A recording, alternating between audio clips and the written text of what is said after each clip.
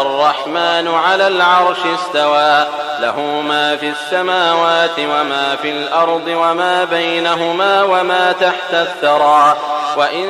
تجهر بالقول فإنه يعلم السر وأخفى الله لا إله إلا هو له الأسماء الحسنى وهل أتاك حديث موسى إذ رأى نارا فقال لأهلهم كثوا إني آنست نارا لعلي آتيكم منها بقبس أو أجد على النار هدى فلما أتاها نودي يا موسى إني أنا ربك فاخلع عليك إنك بالوادي المقدس طوى وأنا اخترتك فاستمع لما يوحى إنني أنا الله لا إله إلا أنا فاعبدني وأقم الصلاة لذكري